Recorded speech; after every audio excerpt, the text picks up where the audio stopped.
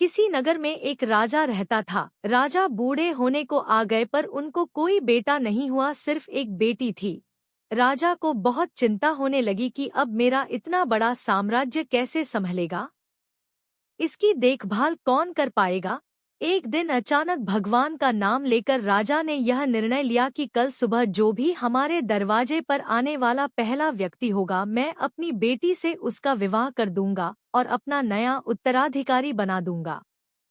अगले दिन सुबह सुबह एक फटी पुरानी कमीज पहने एक लड़का दरवाजे पर दस्तक देता है। राजा ने प्रभु इच्छा समझकर अपने निर्णय के अनुसार अपनी बेटी की शादी उस लड़के के साथ कर देता है और अपना सारा राजपाट उसे देकर पहाड़ों पर संन्यास को चला जाता है। अब ये नया राजा राजपाट के बारे में जानकारी इकट्ठा करने की कोशिश करता है। राज्य कैसे संभालना है, युद्ध में कैसे जाना है, क्या तैयारी होनी चाहिए ताकि बहुत अच्छा राजा साबित हो।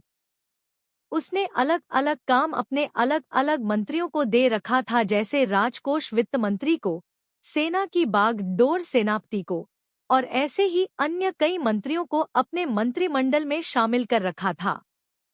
नए राजा के संचालन में राज्य बहुत बढ़िया से चल रहा था। सारी प्रजा पुराने राजा की बहुत तारीफ कर रही थी कि क्या राजा चुना है। महाराज ने समस्त प्रजा के हमदर्द बनकर सदैव खड़े रहते हैं। यहाँ राज्य सभा के समस्त कमरे में समय समय पर सब आ जा सकते थे, लेकिन एक कमरे में सिर्फ राजा ही जाते थे। ये इस कोठरी में 10-15 दिन में जाते थे और किसी को जाने की अनुमति नहीं थी, यहाँ तक कि रानी को भी नहीं। अब समस्त दरबारियों को जिज्ञासा हुई कि आखिर इस कमरे में ऐसा क्या है कि कोई उसके अंदर देख भी नहीं सकता। जानने की इच्छा सभी को थी, लेकिन कोई पूछ नहीं पा रहा था। फिर बड़ी हिम्मत करके वित्तमंत्री ने पूछ लिया कि माफ कीजिएगा राजा साहब, लेकिन आखिर इस कमरे में प्रवेश वर्जित क्यों है? क्या है इस कोठरी में? राजा ने उन्हें डॉट दिया और कुछ नहीं बताया। कुछ दिन बाद सबने कहा कि अब सेनापति ही पूछ सकते हैं, इनकी बात राजा को माननी पड़ेगी। जब सेनापति राजा से कमरे के बारे में चर्चा किया तो राजा ने उन्हें भी कुछ नहीं बताया। यहाँ से सबके मन में एक ही विचार आ रहा था कि अब रानी ही है जो इस जिज्ञासा को समाप्त कर सकती है। सबने रानी से कहा कि आखिर इस कमरे में ऐसा क्या है कि महाराज आपको भी जाने की अनुमति नहीं देते। फिर क्या था? रानी ने तो एकदम जिद पकड़ ली कि अब तो मुझे जानना है। राजा के बहुत समझाने के बावजूद भी जब रानी नहीं मानी तो राजा उन्हें ले गए और कमरे का दरवाजा खोला। देखा तो उसमें कुछ भी नहीं था, एक फटी कमीज और कुछ फाटे कपड़े टंगे थे। सब ये देखकर हैरान थे तो राजा ने बताया कि मैं अपने शुरुआत को याद करने के लिए यहाँ आता हूँ। मुझे जब कभी यह अहंकार हो जाता है कि मैं राजा हूँ, मैं इस राज्य का सम्राट हूँ, मैं ही सबसे बढ़िया हूँ, तो यहाँ आ जाता हूँ।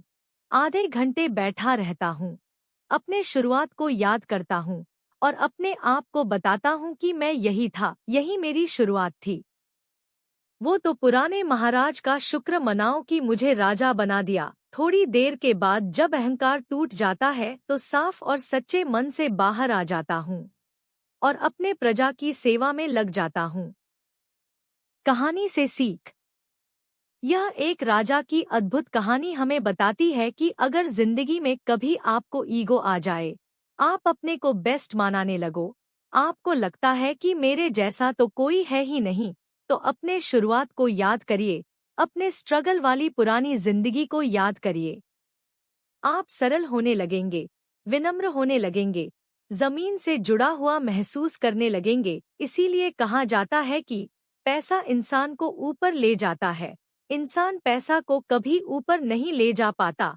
ऐसी नई नई कहानी सुनने के लिए मेरे चैनल को सब्सक्राइब जरूर कीजिए, वीडियो को लाइक कीजिए। धन्यवाद।